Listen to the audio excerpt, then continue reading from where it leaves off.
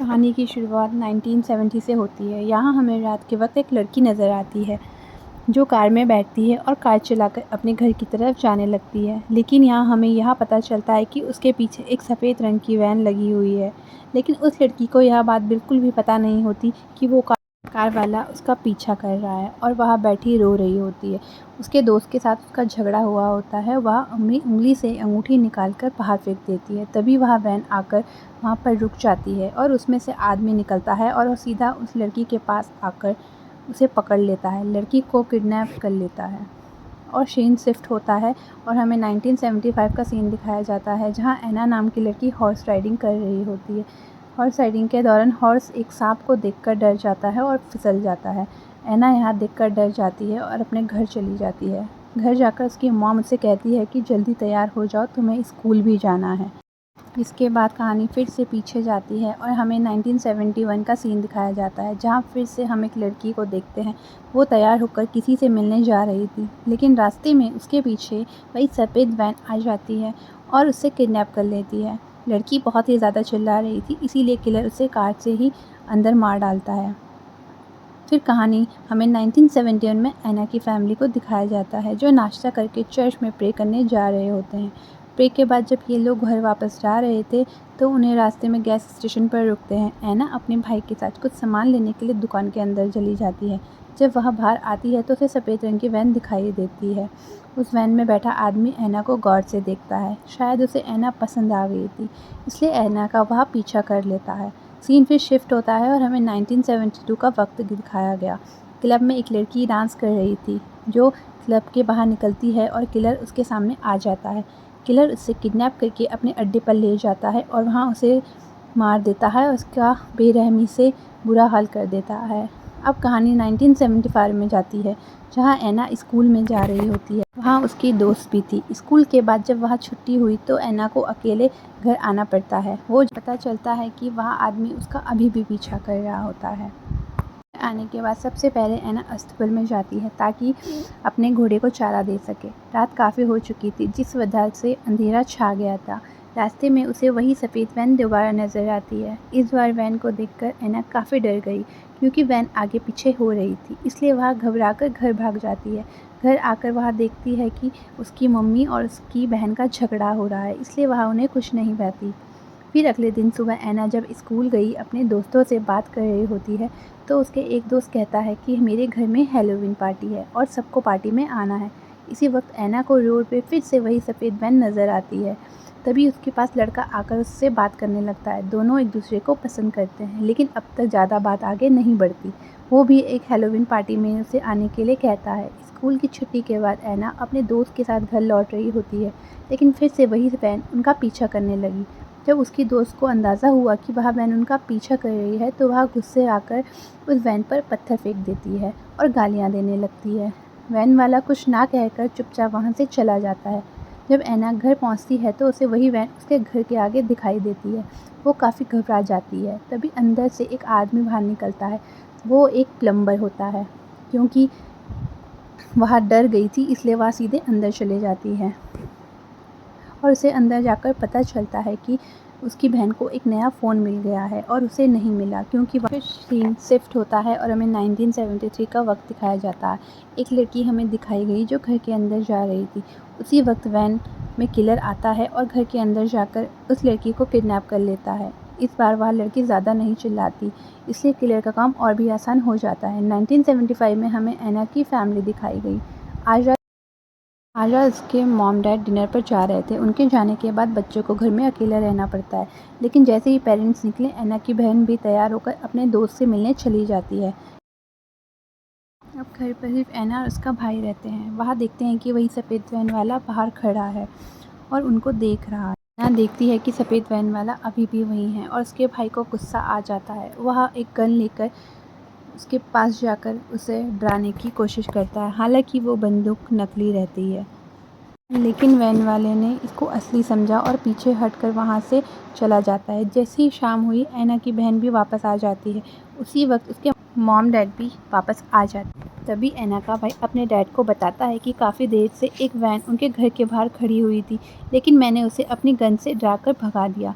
तब ऐना की बहन से पूछा जाता है कि तुम बताओ क्या हुआ, तो वह कोई जवाब नहीं दे पाती क्योंकि वो घर पर जुड़ी नहीं थी। तब ऐना बता देती है कि वह अपने दोस्त से मिलने गई थी। यह सुनकर उसकी बहन गुस्से से अपने रूम में चली जाती है। ऐना अपने मम्मी पापा को बताती है कि एक वैन उसका काफ़ी टाइम से पीछा कर रही है। मैंने उसे कई जगहों पर अपने पीछे देखा है। मॉम डैड ज़्यादा सीरियस नहीं होते और उसको कहते हैं कि यह कोई मुसाफिर होगा, रास्ता भटक गया होगा और यहाँ पर ही रुक गया होगा। तुम्हें इस बात को इतना सीरियस नहीं लेना चाहिए। इसके बाद डैड ऐना की बहन के कमरे में गए और उसका फ़ोन ले लेते हैं। साथ ही उसका घर से बाहर जाना भी बंद कर देते हैं। अब सीन 1975 में आता है। इस बार रात के वक्त हमें एक छोटी बच्ची दिखाई जाती है जो डॉग को घुमाने बाहर लेकर गई होती है। फिर अचानक से वही वैन उसके पास वापस आती है और बच्ची को किडनैप कर लेती है। किडनैपर उसे अपने अड्डे पर ले जाता है। पहले वह उसके साथ गलत काम करता है और फिर उसे मार डालता है। अब कहानी शिफ्ट होती है ऐना के परिवार में, जहाँ हम देखते हैं कि रात के वक्त सब लोग डिनर कर रहे थे। ऐना काफ़ी टेंशन में हो रही थी क्योंकि वह सफ़ेद वैन के बारे में सोच रही थी और उसके मन में यह काफ़ी डर फैल गया था।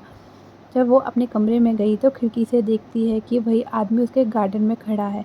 ऐना फ़ौरन अपने डैड को बताती है। तभी उसके डैड घर से बाहर जाकर देखते हैं और कुछ देर बाद वापस आकर बताते हैं कि वहाँ कोई आदमी नहीं, एक जंगली जानवर था।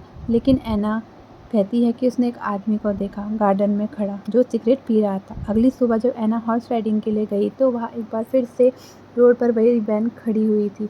बार बार उसी वैन को देखने की वजह से ऐना में एक और ज़्यादा डर पैदा हो गया। फिर वो दिन भी आ गया जब ऐना को हैलोवीन में पार्टी के लिए जाना था। डर की वजह से वह पार्टी में जाना तो नहीं चाहती थी, लेकिन जब उसकी दोस्त उसे बताती है कि तुम्हारा दोस्त पूछ रहा था कि तुम कौन सी ड्रेस पहनकर आने वाली हो, तो यह सुनकर ऐना पार्टी में जाने के लिए मना नहीं कर पाती। उसके बाद ऐना और उसकी दोस्त अपने घोड़ों पर बैठकर पार्टी के लिए निकल जाते हैं। हैलोवीन पार्टी उसके एक दोस्त के घर पर हो रही होती है। जब ऐना वापस जाने लगती है तो अचानक उसका दोस्त आ जाता है और उसे बताता है कि वह उसे पसंद करता है। यह सुनकर ऐना बहुत खुश हो जाती है। ऐना और उसकी दोस्त जब पार्टी से घर लौट रही होती हैं तो उन्हें रास्ते में वही वाइट वैन दिखाई देती है जो उनका पीछा कर रही होती है। ऐना की दोस्त काफ़ी आगे निकल जाती है और घर पहुंच जाती है। ऐना को देखकर काफ़ी घबरा जाती है और उसके भाग जाती है, मगर उसका घोड़ा वहीं पर फिसल जाता है, वहाँ नीचे गिर जाता है। इस वजह से अब ऐना को पैदल ही भागना पड़ता है। इस दौरान उसके दोस्त जो अलग हो गए थे भागकर अपने घर चले जाते हैं। ऐना जंगल में एक छोटी सी जगह पर छुप चुकी होती है।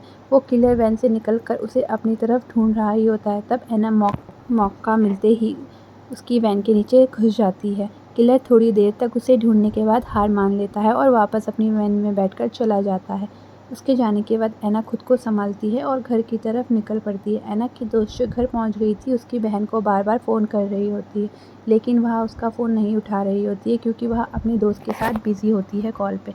तभी ऐना भागकर अपने अस्तबल में जाने ही वाली होती है तो वह देखती है कि किडनैपर उसके अस्तबल में उससे पहले ही पहुंच चुका होता है और उसे वहां मारकर किडनैप करने के लिए ले जा रहा ही होता है। तभी उसका घोड़ा आकर किडनैपर के ऊपर लात मार देता है जिससे किडनैपर बेहोश हो जाता है और ऐना मौका पाते ही वहाँ से भागने की कोशिश करती है। लेकिन तभी किलर को होश आ जाता है और वह अपनी वैन लेकर ऐना का पीछा करना शुरू कर देता है। ऐना जोर जोर से अपनी बहन का नाम लेकर चीखने लगती है, लेकिन उसकी बहन ने कमरे में तेज़ म्यूज़िक लगाया होता है। वह फ़ोन में भी बिज़ी रहती है, इसलिए उसे कुछ सुनाई नहीं देता। ऐना मुश्किल से भागती भागती घर के दरवाजे तक आ पहुँचती है। वो ज़ोर ज़ोर से दरवाज़ा पीटने लगती है। तब खुशकिस्मती से उसकी बहन आवाज़ सुन लेती है। जैसे ही वह दरवाज़ा खोलती है ऐना फ़ौरन दरवाज़ा बंद करके अंदर चली जाती है। फिर दोनों बहनें ऊपर की तरफ भागती हैं। ऐना के मॉम डैड घर से बाहर गए हुए थे, इसलिए घर में सिर्फ वही दो थे। किलर बार बार उनके दरवाजे तोड़ने की कोशिश कर रहा होता है। तभी दोनों बहनें ऊपर खिड़की से बाहर निकलने की कोशिश कर रही हैं और दोनों नीचे गिर जाती हैं। इस वजह से किलर उन्हें पकड़ नहीं पाता और उन्हें भागकर बच निकलने का एक मौका मिल जाता है। किलर अभी उनके पीछे आ रहा था। ऐना फ़ौरन भागकर किलर की वैन में बैठ गई और उसे स्टार्ट करने लगती है, लेकिन तभी किलर वापस आकर उसकी बहन को पकड़ लेता है, मगर उनकी कार स्टार्ट नहीं होती है और ऐना काफ़ी घबरा जाती है। फिर अचानक से उनकी वैन स्टार्ट हो जाती है और वो लोग आगे निकल जाते हैं। किलर एक बार फिर से उनकी वैन के सामने आ जाता है, लेकिन इस बार ऐना सीधे उसे मार देती है। इसी वक्त पुलिस भी वहां पहुंच गई थी क्योंकि ऐना की दोस्त ने पहले ही पुलिस को कॉल कर दिया था। लेकिन जब पुलिस वैन की तलाशी लेती है तो बदकिस्मती से उन्हें किलर वहां नहीं मिलता, यानी वह मौका मिलते ही वहाँ से निकल चुका था। अब हमें 1 महीने बाद का सीन दिखाया गया। एक आदमी काफ़ी सारे पैसे देकर एक सफ़ेद वैन खरीदता है। पता चलता है कि यह वह कोई और नहीं वही किलर है। वैन लेने के बाद वो अपने इस गलत काम को एक बार फिर से शुरू कर देता है। इसके बाद हमें दिखाया जाता है कि पुलिस के कुत्तों की मदद से काफ़ी सारी लड़कियों की लाशें मिली हैं। यह सब लड़कियां वो थी जिनके साथ गलत काम करके उन्हें बेरहमी से मार दिया गया था। फिर जंगल में एक फैमिली दिखाई जाती है। फैमिली में एक लकड़ियाँ इकट्ठा करने के लिए जंगल में जाती है, लेकिन जैसे ही वह वापस आने लगी तो वह किलर उसको सामने से आकर रोक देता है और लड़की को किडनैप करके ले जाता है। यानी कि उस किलर के गलत कामों का सिलसिला रुकने वाला नहीं था। ना जाने उसने और कितने मासूम लड़कियों को अपना निशाना बनाना था। और यह कहानी यहीं पर ख़त्म होती है।